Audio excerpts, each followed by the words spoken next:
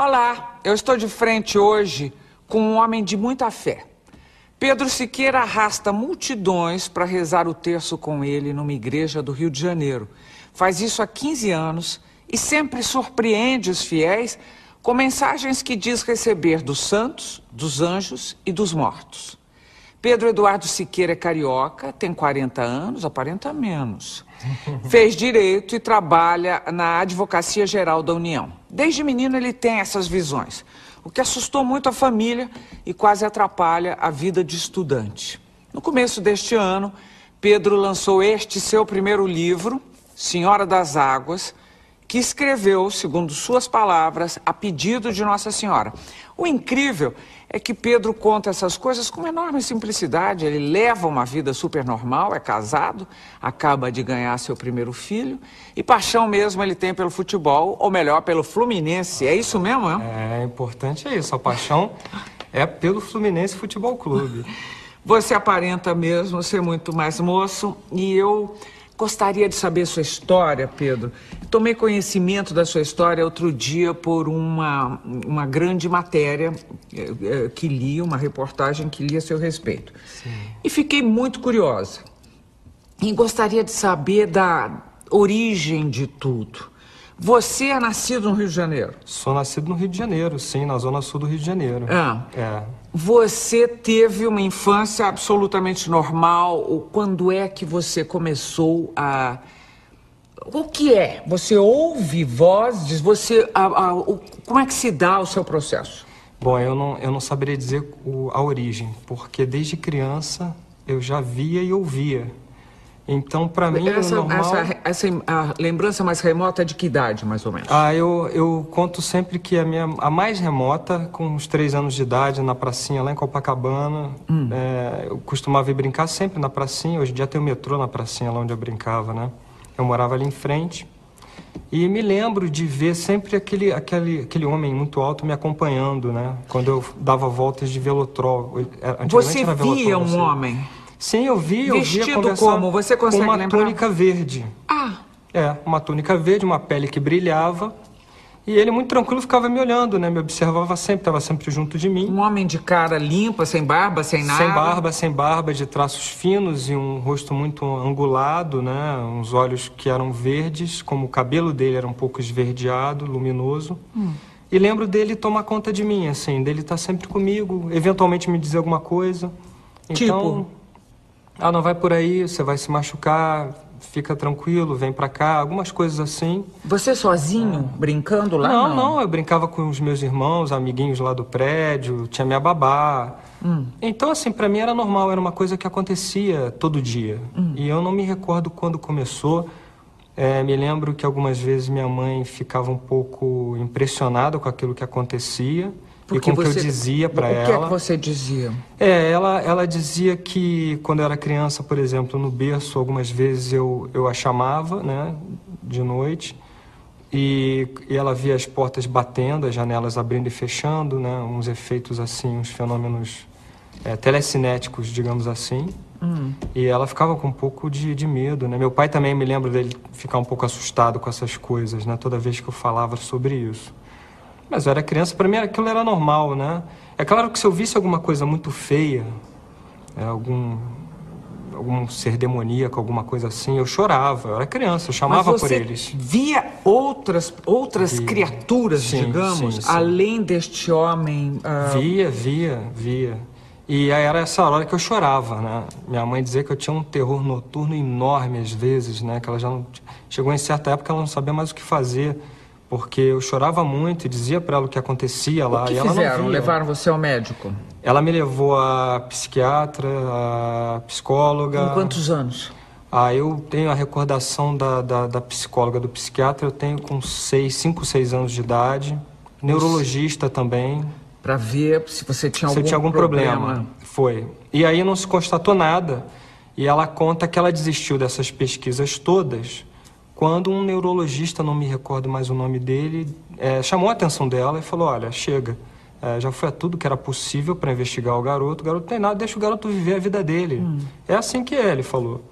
E ela desistiu, aí ela parou. Eu não parei de ir aos médicos porque logo depois eu tive um tumor ósseo. Ah. E aí foi uma outra sequência de médicos, de operações e tudo. Eu tive esses problemas de saúde, sim. Você assume publicamente, digamos, essa sua... Você chama de quê? Eu acho que são dons do Espírito Santo. Não, você não diria paranormalidade? Pode ser, nada paranormalidade seria um termo, digamos assim, neutro, né? Você assume aos 22 anos? Publicamente. Sim, porque aí foi... Por quê? Pois é, eu, assim, com essas coisas da família, de quererem, não fala esse tipo de coisa, não fala da vida das pessoas. Porque você falava o quê da vida das pessoas? Eventualmente tinha umas pessoas que ficavam curiosas, assim, que minha mãe dizia, não, ele vê essas coisas, algumas amigas dela, e eu ia lá e dizia alguma coisa da vida delas, por exemplo, alguma coisa do futuro da vida delas. E acontecia. Aconteciam comprovadas? Sim. Coisas que você dizia que se comprovavam depois? Sim, e aí isso causava uma comoção enorme. Eu não Imagino. entendia muito bem, mas era uma coisa assim. Então chegou uma época que praticamente todas as amigas da minha mãe queriam ir lá conversar com aquele garoto, né? Falava, vou perguntar umas coisas para esse menino aqui, né? E aquilo ali, minha mãe ficava muito zangada. Zangada? E queria me defender. Ela falou, bom, isso não vai dar certo. Então ela começou a ficar em cima de mim. Não diga nada sobre isso, não fale da vida das pessoas, não fale disso que você está vendo. Guarda isso para você, fica quieto, fica quieto, fica quieto. Aí... Isso fez de você um menino muito solitário? Não, eu tinha muitos amigos, né? Mas eu nunca abri a boca para falar. Você se reprimiu? Sim, nada. Não abri a boca para dizer nada, fosse o que fosse... que eu ouvisse, eu ficava calado e guardava para mim. Conversava às vezes com meu avô, o pai dela, que era um homem muito compreensivo, e com a irmã do meu avô, minha tia-avó, que entendia muito bem e adorava conversar comigo sobre essas coisas. Então com eles eu conversava quando era criança, né? Quando você diz assim, eu era criança e dizia, vai acontecer isso, isso, isso com você... Era uma coisa que vinha ou alguém dizia, uma voz, o que dizia pra você eu não dizer? me lembro exatamente como aconteceu, mas me parece que das duas maneiras. Às vezes esse ser que me acompanhava me dizia, às vezes outros seres apareciam e me diziam, e às vezes de eu olhar eu via como se fosse um cinema, uma tela mental, né, que aparecia como um filme, e eu via o que aconteceu com a pessoa. Você tinha visões, então? Você ainda tem? Tenho, sempre foi. Quer dizer, não é que seja igual ao que era. Eu acho que a coisa, ela, quando eu, por volta dos meus 16 anos, ela mudou. Para? É difícil narrar. Ela ficou um pouco mais colorida, um pouco mais imprevisível quando vinha a mim, sensações mais físicas até. Do tipo? Às vezes eu sentia a dor que a pessoa sentia em mim. Que loucura. Coisas assim mais difíceis. Depois, eu me lembro que por volta dos 21, 22, também mudou de novo. E aí mudou para? Mudou também para poder ver mais pessoas. Os santos começaram a aparecer. Você chama de santos? Porque eles se apresentam para mim. Aí, quem é você? Ele me diz quem é. É o santo tal. Que santos? Por exemplo, dos mais populares, né? Eu me recordo que em 1999 eu estive em Assis, né, visitando a cidade, e fomos lá na Basílica de São Francisco de Assis e fomos rezar uma missa lá, né? Havia um padre com o grupo que nós estávamos, vamos fazer uma missa e tal. Era de manhã. Fomos num lugar onde o Papa, em 1986, tinha recebido líderes religiosos do mundo inteiro. Achei interessante, era um lugar de pedra, né? Muito simples até, fiquei espantado do Papa ter recebido os líderes ali. E o padre começou a rezar a missa. Quando ele elevou o cálice e a hóstia, nós nos ajoelhamos, eu me ajoelhei no chão, né? E deitei assim a cabeça, abaixei a cabeça para me concentrar melhor, para fazer os meus pedidos ali. Nisso uma mão bateu assim no meu ombro, fez assim. E eu falei, mas que maluco que na hora da elevação vem me cutucar aqui, que é isso, né? E eu senti fisicamente a mão assim, 3 tapinhas assim. Aí eu falei, eu não vou nem responder, né? Eu vou continuar aqui fazendo a minha oração. Tinha pedidos importantes a fazer naquela época, minha vida estava complicada, e eu queria... Aí ele, não satisfeito, pegou e me segurou assim pelo ombro e fez assim. Aí eu olhei pro lado e falei, mas... E não tinha ninguém? Tinha. Tinha quem? Estava ajoelhado assim ao meu lado, um homem mais baixo que eu, muito magro, vestido com um saco cinza e uma corda amarrada. Tinha um cabelo negro, né, uns olhos negros muito profundos. Não era um homem bonito e ele me olhou com os olhos muito expressivos, assim, penetrantes. Na hora que eu olhei para ele, que eu ia reagir mal, eu ia chamar atenção, eu olhei para ele e eu falei assim, meu Deus, é São Francisco. Aí quando eu falei para ele assim, São Francisco, ele sorriu para mim. Aí eu coloquei as mãos assim no rosto, né, para agradecer. Quando eu voltei, ele já não estava mais. E aí eu fiquei segurando aquele choro, né, aquela coisa, porque foi uma emoção enorme. Ele chegou a tocar em mim, assim, eu falei, meu Deus. E fiquei assim. Aí quando acabou a missa, eu estava bastante emocionado e minha mãe percebeu, né, deu aquela olhada, falou, o que houve com esse garoto aí, aquela coisa, né? Perguntou para mim, o que foi? Eu falei, pô, mãe, eu acho que eu vi São Francisco. Como é que você acha? Não sei o que. Ela falou, não, ele estava ajoelhado do meu lado, botou a mão em mim, ela achou estranho, como é que um espírito bota a mão em você? Eu falei, eu não sei. Deixa eu perguntar uma coisa para você, o Pedro. Deve ser muito complicado, ou deve ter sido, para você e para os que te cercam ou que te cercavam sempre, porque devia ter sempre a dúvida, né? Ah, sim. A dúvida e de sua parte devia ter em algum momento, um medo de dizer ou não? Sim, no início tinha uma insegurança de dizer, sim. E o medo também do que eu ia causar na cabeça daquelas pessoas. Né? Porque a partir do momento que a coisa acontece, o sujeito que é cético já não é mais cético. Você assume isso aos 22 anos de idade? Quer dizer, você assume, a partir daí, a curiosidade ou o desespero dos outros. Porque eu imagino que todo mundo tenha começado a te procurar para pedir me ajuda, ver isso, ver aquilo. Não tem isso? Tem isso, perfeito. Aos 22 anos, quando eu levo o terço para dentro da igreja, né, lá na Santa Mônica. Vocês sempre foram católicos? Sim, minha família sim. Quer dizer, os seus santos são católicos, esses que apareceram. Você assumiu que desde a infância quem aparecia ao seu lado eram os santos da Igreja Católica? Esses que eu me lembro ou eram santos ou era o meu anjo da guarda, que era esse ser grande que sempre apareceu. E eu resolvo levar isso para a igreja e resolvo fazer isso dentro da oração do terço, do rosário, né? O terço é um mistério, né? São 5 mistérios, né? Um Pai Nosso, 10 Ave Marias. E eu resolvo fazer isso dentro do terço, que achava que era uma devoção que me levava, a mim, especialmente, a uma contemplação. Uma devoção que me levava a estar mais perto de Deus, não sei dizer, uma intimidade maior. Então eu resolvi fazer disso a bandeira da coisa. Eu falei, não, vou difundir o terço para as pessoas, porque eu acho que é importante, estava muito esquecido. Começa a rezar. Dentro do terço é que eu dava essas mensagens. Ô Pedro, você vê que o que você faz, quer dizer, a forma como você resolveu assumir as suas visões, essa sua, digamos, paranormalidade, define que a igreja certa é a católica. É isso? Olha, você define que as outras religiões provavelmente estão erradas, é isso? Não, nunca disse isso. Na realidade, eu me sinto bem ali.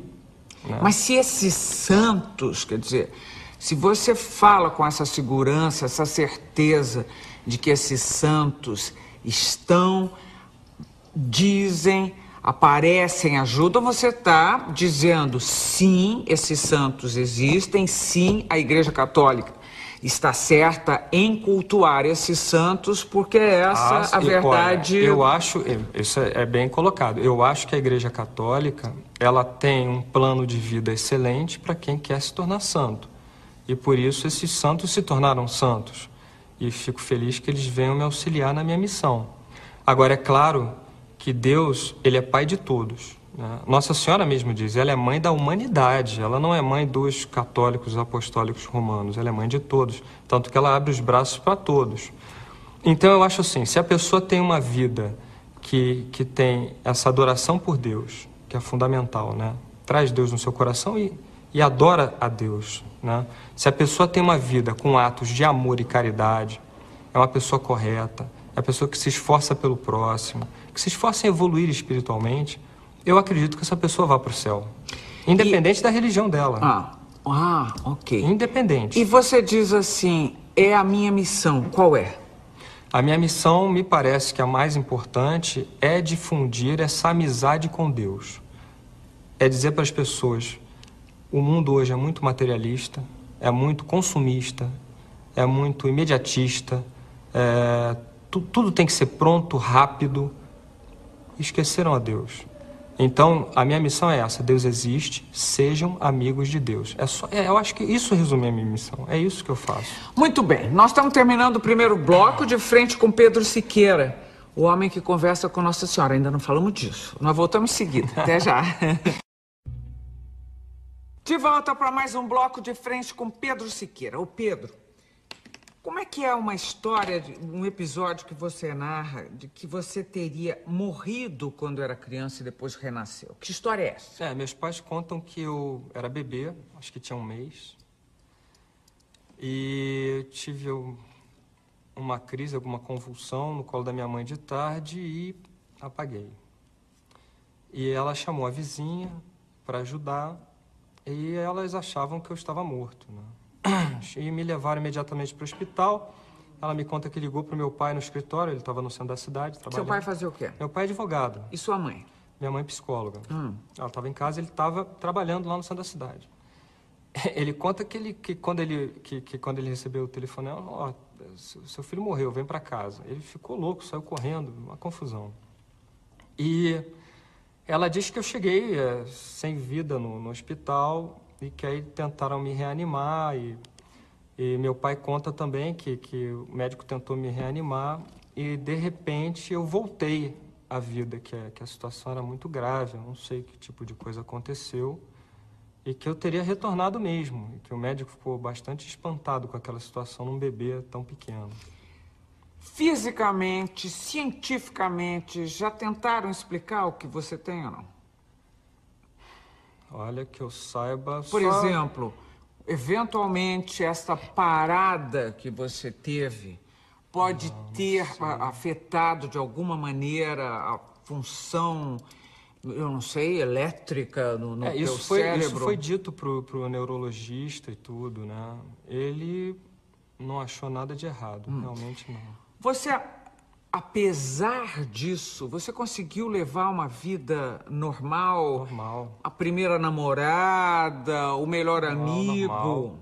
E todas essas pessoas sabiam disso em você? O curioso é que no colégio, né, que eu me lembre, as pessoas sabiam e aquela coisa, eu entrei no colégio lá no Santo Agostinho logo na primeira série do primário, hoje em dia não sei como chama mais. Eu também não. Como é que primeiro mudou? grau. Logo no início, né, eu fui alfabetizado num colégio de freiras, que também já não existe mais lá no Rio de Janeiro, e aí minha mãe falou o seguinte, você vai fazer concurso por uma outra escola que eu quero muito, que é o Colégio Santo Agostinho, que é um dos melhores colégios do Rio de Janeiro. Eu quero que você faça uma prova, você vai passar, você vai lá. Eu falei, eu vou. Ela vai, porque seus amigos vão também. Se você não for, você vai ficar sozinho aí. Eu falei, então vamos esforçar para ir, né? E eu fui, passei, alguns amigos meus foram também, e aí você cria uma amizade. Então eu estudei com essas pessoas desde os meus, 6 anos de idade até os 17. E aí a gente se conhece, as pessoas não davam a mínima para isso, sabe? Eu era mais um. Eu mas acho eles que a sabiam que você tinha sabiam, isso. Mas como também eu não fazia alarde, não falava nada... Achavam natural que isso acontecesse. Achavam natural. Você tinha isso em qualquer lugar e tem até hoje, ou você precisa de um ambiente propício? Estar na igreja, estar uma luz, um certo... Veja só, a coisa de Nossa Senhora só acontece lá na igreja. Desde quando? Eu não saberia dizer a idade certa, mas calculo que por volta ali dos meus 23. E como é que se deu? Desde o início que eu levei o terço para a igreja, eu via que se formava no teto uma luz dourada. E essa luz dourada ia se abrindo durante a nossa oração e descia sobre as pessoas. Eu percebi que lá existia alguma coisa, uma força. Porque as pessoas começavam a se sentir de uma forma diferente ali dentro. E falavam para mim, meu Deus, acontece alguma coisa aqui dentro que aquela minha angústia desaparece, a minha depressão some, eu passo a me sentir bem. Algumas pessoas começaram a ficar curadas de artrose, de problemas no joelho, de problemas de coluna, e assim foi. E eu reparava que era por causa daquela coisa que se formava, né? E, de repente, lá dentro, eu sentia que havia alguma coisa diferente ali dentro. E começou a surgir uma voz que falava no meu peito, né? Uma voz tranquila e pacífica que me dizia algumas coisas para dizer para as pessoas. Por exemplo? Para dizer, por exemplo, que o filho de alguém ia sair do CTI, que o marido ia ficar curado. Nomes e etc? Com nomes, dava nomes, sim. Bom, isso é uma coisa absolutamente surpreendente. As pessoas ficam surpresas, sim. Para mim era muito tranquilo, porque era uma segurança, porque se aquela voz me dizia e vinha daquela luz maravilhosa, por mim, né, eu falei, tô muito tranquilo. Me dava uma confiança. Você não sabia quem era, você simplesmente dizia e aparecia alguém que estava com Aí problema. Sempre no final da oração vinha uma pessoa e falava assim, pô, você falou meu nome, falou o que eu tô passando, falou a situação do meu marido. As pessoas ficavam espantadas, né? Eu disse na abertura que você também conversava com mortos. Bom, considerando que você falou com São Francisco de Assis, falando com os mortos. Mas são só santos ou pessoas que se identificam? É um problema. O que acontece que eu noto? Muitas vezes, durante a oração, aparecem realmente pessoas que eu chamo, dentro da fé católica, de almas do purgatório. São pessoas que estão no purgatório que vão lá para rezar. Elas têm, por algum motivo, permissão de Deus e estão lá para rezar, né? Elas são muito tranquilas, não me falam nada, né? Não me falam nada. Então, eu não dou mensagens dos mortos para as pessoas que estão ali. Eu peço oração para eles, é diferente, porque realmente, se eles estão ali, é porque eles estão precisando de oração. Então, eu conclamo as pessoas a rezarem por aquelas pessoas, mas eu não faço essa ponte, né? Eu tenho muito... Não é uma coisa que me... Bom, senão, porque também você ficaria escravizado, ou... Exatamente. Não se considerando uma escravidão, você teria que fazer uma escolha na sua vida. Por que você escolheu fazer direito? Boa pergunta, né? Porque... Uma pergunta difícil. Porque eu gostava muito de tocar, era músico. Eu me lembro que eu tinha ido estudar um período na Inglaterra, fazer o meu TTC, né? TTC? Teacher Training Course. Eu tinha terminado o inglês, tinha me formado no Britânia já desde cedo, e aí eu ganhei uma bolsa para estudar nesse curso na Inglaterra. E de lá tinha algum tipo de convênio, eu não me lembro bem o que era, para o Berkeley, na Califórnia, para estudar guitarra. Lindo lugar. Especial, e excelentes professores. E aí eu tinha estudado guitarra e tal, lá no Rio de Janeiro. E me lembro de eu ter ligado para o meu pai e falou, poxa, pai, eu tenho uma chance aqui, de repente você podia quebrar esse galho e me... Aí meu pai ficou, você tá maluco, vai ser músico? Tá maluco, não sei o quê. Não, fala com a tua mãe, passou a bola para minha mãe, né? Nossa, ela virou bicho, falou, de jeito nenhum, tem que ter uma profissão, como é que você vai se sustentar, não sei o quê, que absurdo, acho que eu vou te sustentar a vida inteira, aquela coisa. Aí morreu nisso, aí voltou, eu tinha que, né? E eu tinha feito o vestibular, como meu pai era advogado, eu tinha feito pro direito, já tinha passado. Falei, quer saber, eu vou tentar, vou ver se me... E você matou o seu músico? Quase. Mas você ainda faz música? Eu toco, durante as reuniões do terço, eu toco e canto. Terço este, que você começou no Rio de Janeiro, mas agora você vai a São Paulo. Não, já temos dois meses que estou em São Paulo. Já fiz 2 vezes aqui. No último terço nós tivemos quase 3.000 pessoas. Já. Espero ter pelo menos umas 5.000 pessoas no próximo. E qual é o seu papel, vamos dizer assim, no dia do terço? O meu papel é de condutor. Eu conduzo a oração e sou um instrumento. Eu fico livre por o que o mundo espiritual quiser de mim. E sempre acontece? Sempre, nunca deixou de acontecer, sempre. Você falou, eu fui morar na Inglaterra, depois fui a Berkeley. Você chegou aí a Berkeley? Não chegou aí a Berkeley, mas na Inglaterra, você vivia esses fenômenos mesmo lá? Vivia lá. E me lembro de um evento, de uma vez eu acordava muito cedo e eu tomava café lá na casa, né, com os meus landlords ingleses.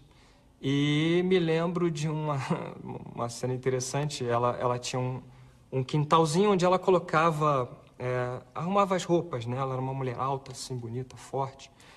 E ele era carpinteiro. Eu conversava muito com ele, eu gostava muito dele, chamava-se Mike. Aí, um dia eu olhei assim e falei, Mike, tem alguém no seu jardim? Isso, 6 da manhã. Aí ele olhou, falou, como tem alguém no meu jardim? Ele ficou preocupado, né? Ele não sabia de nada disso em você? Não sabia. Eu me lembro de falar pra ele, rapaz, tem uma mulher ali vestida assim, assado no seu jardim. Quem é sua parente? Aí quando eu descrevi, ele ficou chocado. Ele reconheceu pela descrição. E ele ficou me olhando e falou assim, você tem certeza? Eu falei, tenho. Ele falou, rapaz, você tá me descrevendo uma tia minha, mas ela já morreu. E aí eu calei a minha boca. Eu falei, meu Deus, falei bobagem onde não devia para um inglês do interior. Aí fiquei quieto. Aí não deu outra, eu fui pra escola, fui estudar, depois tinha futebol, fui jogar uma bola, não sei o quê, voltei, aí de noite ela entrou no assunto, ela falou, mas eu não entendo, o que aconteceu que você falou isso? E aí fui dar explicação, aí no sábado teve um almoço com a família, tive que dar explicação para todos aqueles ingleses lá, eles me olhavam com uma cara de espanto, assim, sem entender, né? Você dá más notícias? Quando eu era mais jovem eu dava bastante, né? Eu via e dizia. Aí eu parei. Eu parei porque teve um evento, né? Lá na igreja da Santa Mônica. Eu estava muito cansado. Eu tocava com jovens, né? Tinha um grupo legal pra caramba. A gente fazia uma missa das 7 horas da noite de sábado. E tinha umas pessoas muito insistentes, né? Mulheres insistentes com problemas afetivos. Nossa, mas insistiam muito, muito. E tinha uma com problema com o marido, mas era muito chato aquilo. E Você sabe que a maioria das mulheres são eu diria insistentes 95% com todo respeito a vocês. Mas é muito insistente, eu cansado, né? E garotão, aquela coisa, né? E meu marido não aguenta mais. Quando é que eu vou me livrar? Quando é que eu vou me livrar? Quando é que eu vou me livrar? Eu me lembro como ontem, né? Eu tava com o violão na mão, assim. Quando eu guardei o violão, ela falou, quando é que eu vou me livrar? Eu vi o sujeito morto. Aí eu olhei aquilo e falei assim... Quando eu vi morto, eu falei... Quando é isso? Eu perguntei. Amanhã. Aí eu falei pra ela, você vai se livrar amanhã. Amanhã você tá viúva, ele vai morrer. E aconteceu? Nossa, ela ficou parada assim, me olhando. Aí ela fez assim com aquela cara de quem diz assim, não, né? Aí eu falei, amanhã. E saí. E isso aconteceu? Aconteceu. O homem teve um infarto, o cara tinha 41, 42 anos, caiu duro. E a mulher tem ódio de você até hoje? Minha amiga. Tua amiga? Sério, minha amiga, o que aconteceu? Ela ficou chocada, claro, durante alguns dias. E aí teve uma missa dessa, ela apareceu e foi falar comigo. Ela falou assim, eu tô impressionada porque realmente ele morreu. Agora, vem cá, Pedro. É o seguinte, se você recebe essas mensagens e elas são terríveis, se você não passa pra frente, você não tá contrariando os mesmos santos e as mesmas isso é coisas importante que ser perguntado, acontecem. né? Parece que eu tô traindo lá. Mas não é, veja só, algumas coisas eu vejo pela minha intuição quando eu tô nessa sintonia. Eu digo que aí o Espírito Santo me permite ver. Outras coisas são quando eles chegam e me dão um recado. Esses recados eu procuro passar e eles não fazem essa linha fatalista, eles nunca me deram um recado ruim. Mas de eu olhar e ver alguma coisa, isso pode acontecer em qualquer lugar. E aí eu me calo, porque eu acho que isso não leva a nada. E os que não acreditam em você? Ninguém nunca chegou pra mim e disse não acredito. E, sinceramente, Ninguém nunca criticou o seu trabalho? Critica nessa forma. Algumas pessoas chegam e dizem assim, poxa, eu acho que você faz acepção de pessoas. Como eu faço acepção de pessoas? Porque você só dá recado pra fulana eu nunca recebi, venho aqui há 10 anos e nunca recebi.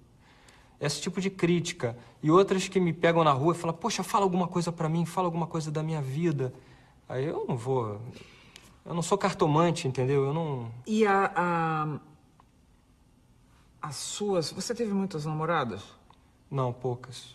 As namoradas tinham que entender isso e a sua mulher tem que conviver com isso também, não é? A minha mulher é uma vantagem. Ela tinha 16 anos, né? Ela era uma menina e eu também. E ela acompanhou todo esse processo. Ela não fica muito confortável, eu entendo, pelo temperamento dela muito tranquilo e retraído, com uma situação como essa aqui, de eu dar uma entrevista na televisão aberta. Isso para ela é uma coisa ruim. E eu compreendo, porque não era para ser assim. Mas o meu trabalho na igreja, ela sempre compreendeu, sempre me ajudou muito, né? E me ajuda muito, reza bastante. Ela é uma católica, assim, ortodoxa, digamos assim. Desde criança, tem uma devoção incrível e uma fé muito maior do que a minha. Então, para mim, é ótimo. Ela é o meu apoio. Se ela balançar, eu vou cair junto. Entendi. Então, ela tá ali para me guarnecer, eu tô perdido nisso tudo, né? Peraí que tem mais coisas que eu quero saber de você. E também quero saber sobre este livro. É isso? É o seu primeiro, né? Peraí, não fala, vou te interromper aqui. Senhora das Águas, termina aqui o segundo bloco de frente com Pedro Siqueira, o homem que conversa com o anjo da guarda. Com ele sim, batemos papo. Voltamos já já. Estamos de volta para o terceiro bloco de frente com Pedro Siqueira. Ô Pedro, você já disse que se o seu filho está com que idade? Fez 3 meses. Delícia. Você já disse que se esse filho tiver o mesmo dom que você vai agir com ele de maneira diferente dos seus pais. Sim. De que maneira seria? Eu tenho uma vantagem sobre os meus pais, né? Eu consigo ver o que está acontecendo no mundo espiritual e eles não conseguiam. Eu compreendo plenamente o que eles viveram e a apreensão deles. Mas eu teria uma outra forma de lidar com isso. Claro que eu não vou expô-lo, mas eu conversaria com ele a respeito de visões, desse tipo de coisa, de mensagens, de visão dos espíritos, do mundo espiritual, de uma outra forma, né? Sem essa coisa tão dominante do preto no branco, de não pode falar, isso não é assunto. Conversaria com ele, mas também não gostaria que ele saísse por aí falando o que ele visse. Porque choca as pessoas, e a ideia não é essa. Mas aí, isso conversado, fica melhor na cabeça da criança do que como eu sofri a coisa, eu acho. Vou fazer uma pergunta, queria que você fosse muito, muito criterioso nessa resposta. Sim. O seu filho, assim como você, teria um dom magnífico ou seria escravo de uma situação terrível? É um prazer e é um fardo ao mesmo tempo, não há dúvida. Eu senti na pele e sinto como é muito difícil. As pessoas acham que é uma coisa maravilhosa, que é um conto de fadas. Não é. É duríssimo. E volta e meia eu sou obrigado a lidar com forças malignas mesmo. Por exemplo? Demônios, vai lá. Bom, mas e eles fazem o quê? Como é que acontece isso? Olha, para você ter uma ideia, eu tenho um cachorrinho, um poodle, pequenininho, que é uma alegria, né? Ele é muito alegre. Da noite pro dia, eu tive um embate espiritual com uma criatura dessas. Ele amanheceu cego, de um olho. Mas o que é um embate espiritual? Porque eu só conheço em cinema, em literatura. Eu entendo. É mais ou menos assim. Eu tenho uma missão a cumprir que é levar Deus ao povo, levar a Nossa Senhora ao povo. E eles não querem que eu faça isso. E aí? E aí eles querem me destruir minha família. De que forma? Colocar problemas de saúde, problemas financeiros, problemas profissionais, problemas afetivos. São ameaças ou são fatos? Não, são fatos. Eles ameaçam e acabam cumprindo algumas das vezes, né? Como sempre houve na história da Igreja Católica pessoas que sofreram esses ataques. Então você está dizendo que você sofre sistematicamente esses ataques? Sistematicamente. Você vive dificuldades no seu cotidiano? No meu cotidiano e com eles frente a frente muitas vezes. Né? Você atribui isso aos demônios? Não tudo, claro que não. Mas algumas coisas eles chegam para mim e dizem o seguinte: vou fazer tal coisa com você. Entendeu? Você conseguiu atingir o coração de tantas pessoas, eu vou te punir com tal coisa, isso não vai ficar desse jeito e tal. E uma dessas vezes, meu cachorro ficou cego de uma vista. Vou fazer uma pergunta ainda delicada. Por que é que você não foi viver tudo isso dentro de um seminário, por exemplo? Não seria mais fácil? Não seria muito mais de acordo com a sua espiritualidade, a sua dedicação à causa, a sua, vamos dizer, a sua sanidade física e mental, já que você não precisaria sofrer esses ataques ou confrontos na vida real, etc. e tal, não seria? Eu não sei, eu acho que eu tenho mais liberdade aqui. Lá, eu não teria essa liberdade toda. E com relação aos ataques, eu lembro muito bem, né, de santos, como o Santo Padre Pio. Como ele vivia lá dentro, protegido na clausura, né, na cela, com seus irmãos e tudo, o demônio se materializava e dava surras nele, surras físicas. Ele aparecia todo quebrado de manhã. O santo Curadars ficava de cama de tanto que ele apanhava do demônio também. Então eu prefiro apanhar desse jeito. E levar uma vida normal, né? à medida sem do um olho possível. roxo, um braço quebrado. Você tem uma certa cara de padre, você sabe. Você acha? Acho. Nossa. E acho que o seu anjo da guarda te protege muito, porque você tem uma cara de bebê. É mesmo? É, você não sabe disso, não? Te falaram? Tô falando sério. Eu envelheço de uma outra forma, é interessante mesmo. De que jeito? Muito lentamente. A minha cabeça, o meu corpo, ele conserva... Mas você pratica artes marciais. Eu adoro. Por quê? Nossa, eu não sei te dizer, é um prazer enorme. A minha cabeça repousa totalmente ali, sabe? Quando eu tô lutando. Eu gosto muito, gosto muito. Eu acho que faz bem pra disciplina. Eu acho que é um grande legado daqueles monges, né, Zen e dos monges Chan, lá, budistas, né, do Oriente, porque era uma disciplina obrigatória para eles nos monastérios, justamente para que a cabeça pudesse repousar. Exatamente, e o corpo pudesse ter saúde. Então eu adotei esse padrão de vida, mas eu fiz esporte desde criança, né? Eu já nadava, já praticava natação e judô com 4 anos de idade. Você ganha dinheiro com o seu dom? Nada. Isso é terminantemente proibido. Isso é uma coisa que, inclusive, lá na minha adolescência, o meu anjo conversou comigo e disse o seguinte: olha, você vai ter uma profissão, você vai se sustentar, porque isso é gratuito. Deus te deu de graça, você vai dar de graça. Então, isso não pode ser cobrado em hipótese nenhuma.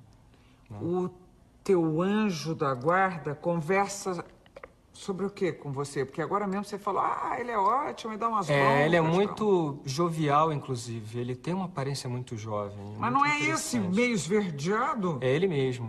E ele tem uma aparência... Hoje você percebe que ele tem uma aparência jovial? Hoje eu olho pra ele, ele é homem, né? Não é homem, é um outro tipo de ser. Eles não são homens, não evoluíram da raça humana. É uma outra tipo de criatura.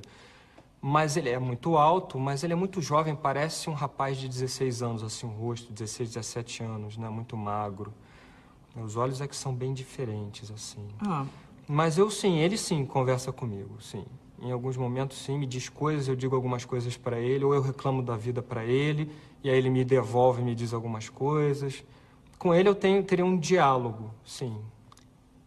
Mudo? Mudo, só que... Você vê coisas acontecendo com os seus próximos? Mãe, pai, mulher? Vejo. E? Bom, aí depende, né? Tem que sempre ter um certo cuidado. Eu tenho um evento com meu pai recente, que foi o seguinte.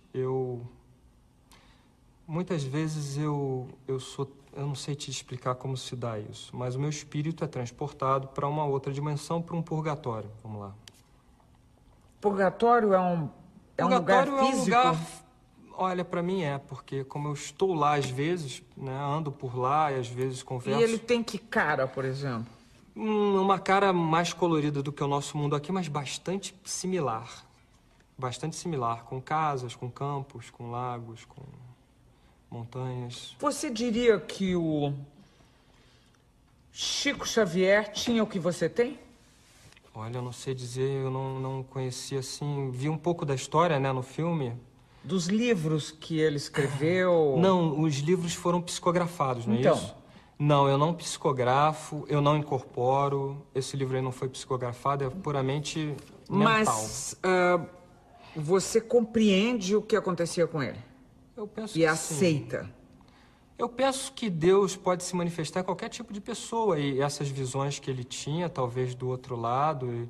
Me lembro de alguma vez ele também ver anjos, etc. Provavelmente é a mesma coisa que eu vejo, não é? Eu acho que sim. Era mais fácil se eu pudesse conversar com ele e saber exatamente. Porque ele também passava essas mensagens, não é? Mas as mensagens dele eram mensagens dos falecidos. Não era isso? Eu não tenho certeza. Me parece que era isso. Não, isso eu não faço. É diferente do meu, né? Eu, quando passo alguma mensagem de algum santo, né? Vai lá, de falecido, de algum santo para algum, como se diz... protegido do santo. E de Nossa Senhora e do Espírito Santo que me inspira na hora. É diferente um pouco. E a Senhora das Águas, que necessidade foi essa? Pois é, estava eu fazendo um retiro em Fátima com o Frei João Antônio, que é o meu diretor espiritual. Nós estávamos caminhando para fazer a Via Sacra no bosque, não no santuário em si, no bosque. Eu gosto muito do bosque. Porque o santuário é muito feio. Ficou aquele cimentão lá cheio de carros parados. O santuário ficou com aquela coisa muito moderna atrás, né, que eles construíram, enfim. O santuário não é como o bosque. Primeiro porque o bosque foi o lugar onde ela mais vezes apareceu. O bosque foi o lugar onde o anjo de Portugal apareceu. O bosque foi o lugar onde houve o milagre do sol. O bosque é a natureza, é aquele lugar que eu gostaria de morar lá dentro. Se me dissesse assim, você pode ficar com uma cabana aqui, morar aqui, eu já tinha ido, né? É o lugar que mais me... Para mim, o paraíso na Terra é aquele bosque de Fátima, e para o Frei João Antônio também, para minha mulher também. Estamos lá caminhando, então, para fazer uma via sacra, que é uma devoção, no bosque. E esse dia, quando eu olhei para frente, que eu fui respirar, nós estávamos até cantando, né? Ele adora cantar, ele tem uma voz de tenor assim, né, Frei? Tem uma voz de tenor. E ele estava cantando, e eu olhei para cima e eu vi ela, apareceu na minha frente, né, fisicamente. Estava lá ela. E ela falou para mim, eu gostaria que você usasse a sua cabeça e fizesse algo que pudesse evangelizar pessoas que estão fora da igreja. Aí eu não abri a boca, né? Falei, não vou falar nada, vou continuar andando. Continuamos andando. Aí ela virou e insistiu, eu gostaria que você escrevesse, né? E eu perguntei mentalmente para ela escrever sobre o quê? Ela, sobre as suas experiências, sobre as suas ideias, sobre a coisa da vida espiritual. Escreva. Eu falei, eu não vou escrever. Vai ficar uma coisa muito professoral e eu acho que isso é chato, as pessoas não vão querer. Ela falou, então dê o seu jeito, faça do seu jeito, faça da sua forma. Faça de uma forma agradável. Fiquei calado, não respondi para ela se eu ia fazer ou não. Nisso o Frei virou para mim e falou, ela está te falando alguma coisa. Eu falei, mas como é que você sabe? Caminhando aqui, cantando. Ele falou assim, o que ela te falou? Aí eu falei assim, fiquei meio sem jeito. Falei, não, ela queria que eu escrevesse. Você vai escrever então, né? Eu falei, eu acho que eu não vou escrever não, porque eu vou ter que me expor muito. Aí ele falou, mas nós temos que nos expor. A ideia é essa. Quem quer evangelizar tem que se expor. Tome coragem e vai dizer, afinal de contas ela faz tanta coisa pra gente. Aí eu disse sim. E aí esse livro, então, você diria que na história da psicóloga Gabriela, que vai viajar à Europa em busca de respostas e tal, tem muito da sua exposição aqui. Tem. As visões que a personagem tem são minhas visões que eu tive. Descrevo aí o São Gabriel Arcanjo, né, que eu vi. Descrevo as visões. As histórias que estão aí, quer dizer, eu construí uma espinha dorsal, mas as histórias do enredo são histórias de pessoas verdadeiras, pessoas que viveram comigo esses 20 anos rezando, que passaram por esses problemas, né? Então eu construí uma ficção baseada em fatos que são fatos reais. Ok. E a renda? Bom, essa daí está liberada para o que eu quiser. Eles disseram porque é intelectual o trabalho. Okay. E eu mando uma parte, né, para a caridade para as crianças, outra para os animais que eu adoro. Sou criticado por isso, mas eu adoro, sou filho de São Francisco. E se sobrar alguma coisa, fica para mim. Por enquanto não sobrou nada. Bom, termina aqui o terceiro bloco, de frente com Pedro Siqueira, o homem que reza um terço a pedido de Nossa Senhora. Nós voltamos aqui. Estamos de volta para o último bloco, de frente com Pedro Siqueira. Bate-bola, jogo rápido. Bem rápido. Família. Uma bênção de Deus. Os católicos. O povo de Deus que está aí reunido, caminhando, pecador e santo ao mesmo tempo, né? Os evangélicos. Os evangélicos, infelizmente, se desgarraram, né? E não aceitam Nossa Senhora, mas quem sabe um dia. A fé. A fé é o maior dom que uma pessoa pode ter. A música. A música é um prazer. João Paulo II. João Paulo II, nosso protetor do nosso Fluminense Futebol Clube. Sou devotíssimo João Paulo II, rezo todo dia. E dou graças a Deus que eu vi esse homem na face da terra. Por conseguinte, você é devoto do Fluminense, é isso ou não? Bento XVI. Bento XVI, muito competente, leva a igreja com pulso firme. Um sonho. Que um dia eu pudesse levar minha mensagem para o mundo inteiro. Um grande medo. Eu não tenho medo. Jesus repetiu mais de 300 vezes no Evangelho, não tenho medo. Acho que eu incorporei isso, não tenho medo. O futuro. A Deus pertence, não faço a menor ideia. A Igreja Católica aceita você na sua totalidade ou há quem preferisse que você não tivesse dom? Acho que as duas coisas. Tem uma parte que me aceita muito bem, como o Dom Fernando Figueiredo aqui em São Paulo, e uma parte que gostaria de me ver bem longe. E tudo bem? Por mim, tudo bem, eu não tenho inimigos, eu levo a vida bem. E Pedro Siqueira por Pedro Siqueira? Um homem normal que está tentando levar sua missão adiante num caminho bem longo, né?